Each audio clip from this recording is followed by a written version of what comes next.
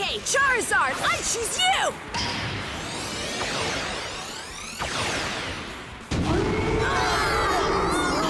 Pick up! Duty the Gangster! Rush Tricks! Live Game Hunting! Again folks, and welcome back to another live game hunting video, and yes, again we are hitting up the Carboots. It is summertime here in the UK and there is no better place to go game hunting than at those Carboots. You never know what you're going to find. This time we find some amazing Atari stuff as well as a Pokemon card I've been looking for absolutely years. So without further ado, let's get to the hunt. But before we head to the Carboot, I just want to remind you folks watching at home to please hit that like button and please subscribe if you're enjoying these videos. It really helps the channel and I really want you along for the ride as I put new videos out every Saturday live at 5 and you know you want to be there for the hunt. Now, let's hit the Carboot. Here we go then, another Sunday morning and another Carboot. And the most annoying thing about today's video, there's a really good pickup right at the start of this Carboot, which the video went wrong. So I will show you what I picked up at the end of the video, but you just have to trust me that it actually came from this Carboot. I met a really interesting guy, had some really amazing Master System games and loads of Atari stuff. So yeah, stick around to the end and I will show you what I picked up from there. So back to the actual start of the Carboot.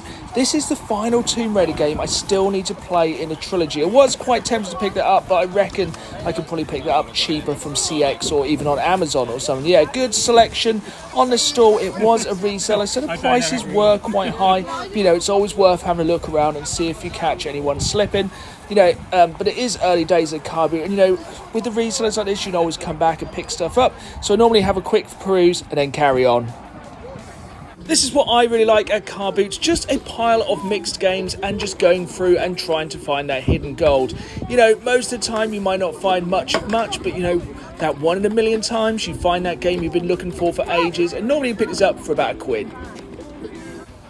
A bag of games, a table of games, a box of games, I don't mind. I'm always going to get stuck in and look for what I need in these boxes. And straight away I managed to pull out Blazing Angels 2.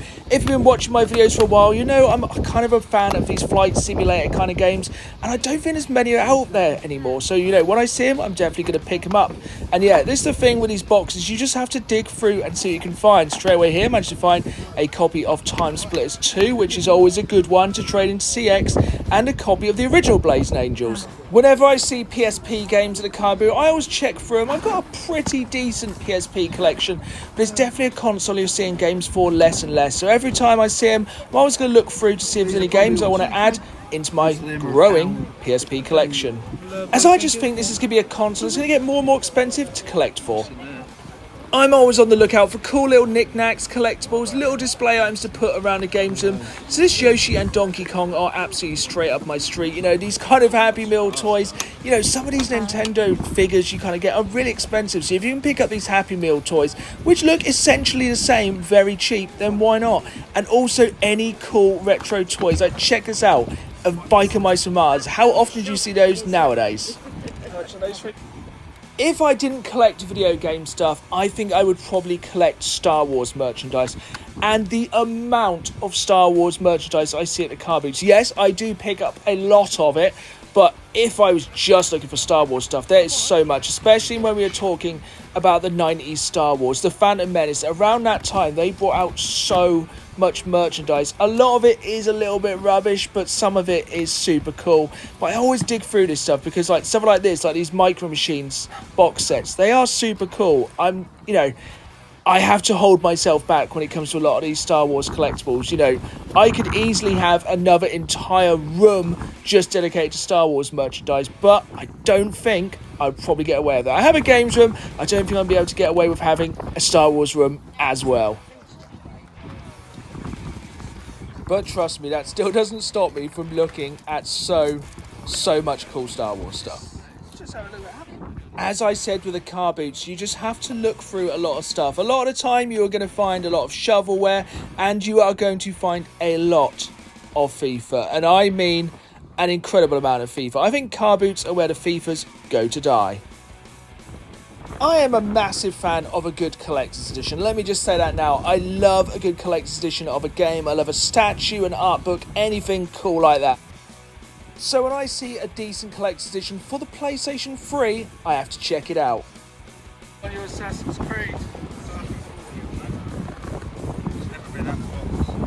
like to have a look? Thing is, I don't really want to pay top dollar for a collector's edition. If I'm buying something at the Carboot, I want to get a good deal. Like 40 quid is probably about the market deal of this, and a lot of these Assassin's Creed collector's editions are pretty common, so I did kind of pass this one up for now. But there are some things you just cannot hide your excitement when you see them.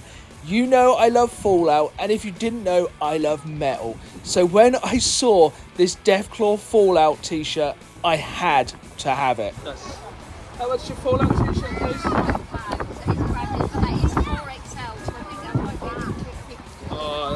I really don't care. I don't care how much this t-shirt was. I do not care that it is 4XL. I wouldn't care if it was a million XL. I would just simply move in and live in this t-shirt. The design of this is absolutely incredible, and yeah, I will wear this t-shirt all the time. It's just so cool. It's metal, it's Fallout, it's a Deathclaw. It's just a perfect t-shirt. I'm always looking for decent games to add to my Nintendo DS collection. I was pretty tempted by Super Monkey Ball because I think it's one of those games that's more suited to a handheld console, especially with the touch controls. But I think we're asking a £5 for this, which I think seems a little bit overpriced. That's your cards, mate. 18 quid for that pack. I may not be the biggest expert in Pokemon cards, but I know a Charizard is normally worth picking up. Obviously, I was going to try and just get the one card, as I didn't really know what was in this pack, but I decided to look into the pack a little bit more, and these were all like Ultra GX cards, so I knew these were probably worth picking up. And that's the thing, like, sometimes you see a lot of Pokemon cards at car boots. Like, if you go to car boots, you see a lot of cards. But if you see the right cards, you can get a decent whack of money for these. And I was honestly astonished how much value there was in this selection of cards. I think it's just because it's the ultra rares. Did decide to take a risk on those Pokemon cards and picked up the entire bundle for the haggled price of £15. But before we head home, we decided to go to the reuse shop, which is kind of like a recycling shop, I guess, of sorts. They do get a lot of games in here, and they all sell the games for £1 each. I did manage to pick one up here, which I've never taken into CX before, but I'm going to take in for a couple of quid. So now, let's head back to the games room, see what games I picked up, and see how much those Pokemon cards altogether are worth. What another amazing Sunday that was at the Carboot, and one of the most annoying things is the best footage I've probably got of the entire day corrupted, so I can't share that with you, but you'll just have to take my word for it that I managed to pick up these amazing Atari games.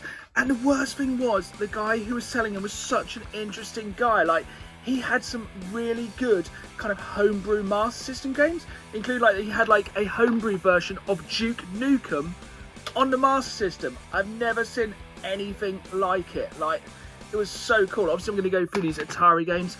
You know, I'm just a sucker for these kind of classic Atari games. I just love sometimes the very basic artwork, but it's just they're just such an iconic thing, these kind of classic Atari cartridges, and you just don't see them that often at the car boots anymore, especially like, you know, I think they're ones that are just going to slowly die out over time, especially these 5200 cartridges, which I very, very rarely see. But I managed to pick up even more Atari stuff from this amazing stall.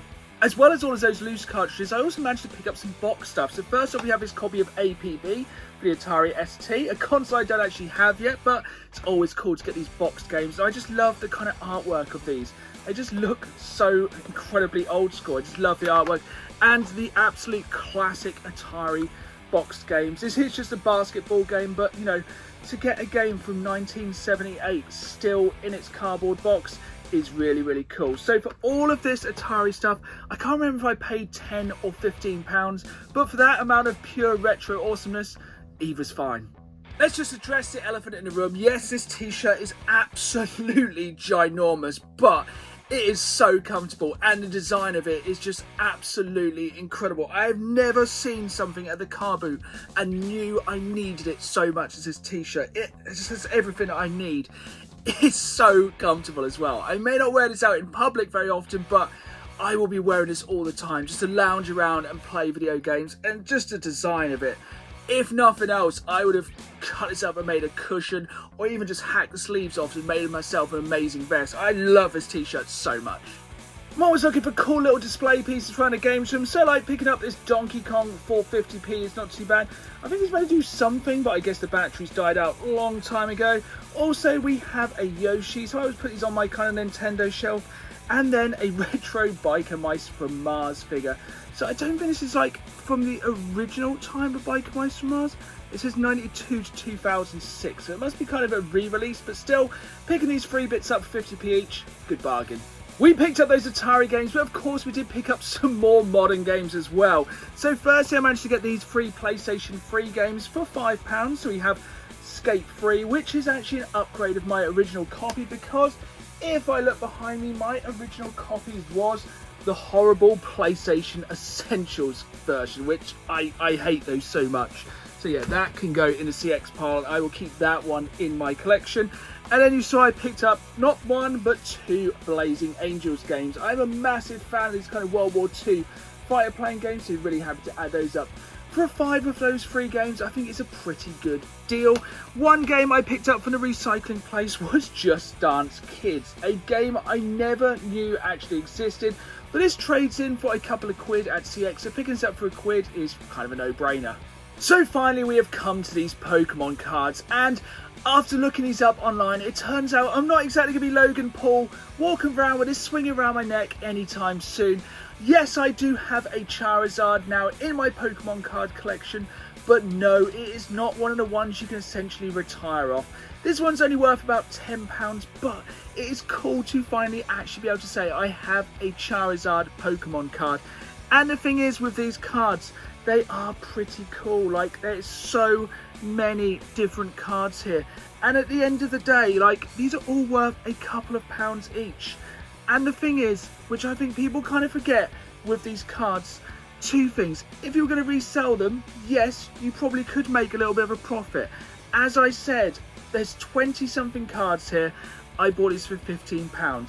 Yes, I could probably sell each card for a couple of quid, but at the end of the day, I would rather spend that time actually playing games or even playing Pokemon cards, because that is what these are actually for. And if you play the actual game, these are strong cards. Like, these are some of the better cards you could have in your deck.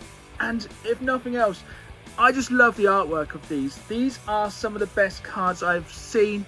You know, most of them are kind of full art cards. They have cool little effects, and you know, it just takes me back. Pokemon cards was something that I collected in my very early days of kind of collecting things. So being able to add these now is super cool. At the end of the day, I think people forget as well, Pokemon cards are incredibly expensive. So yes, you will see them at the car boots all the time. No, you will probably not be retiring off buying a Pokemon card from the car boot, but half the fun is trying to catch them all. There we have it then, another week of game hunting and another fantastic time at the car boot. At the end of the day, I do it because I enjoy it. I love getting out there and seeing what I can find. I may not be able to retire off those Pokemon cards, but who knows, one day I might find that fabled, incredibly expensive Charizard. Thank you again for watching. I hope you've enjoyed the video. If you did, please hit the like button, please subscribe, and as always, keep playing the game. See y'all soon.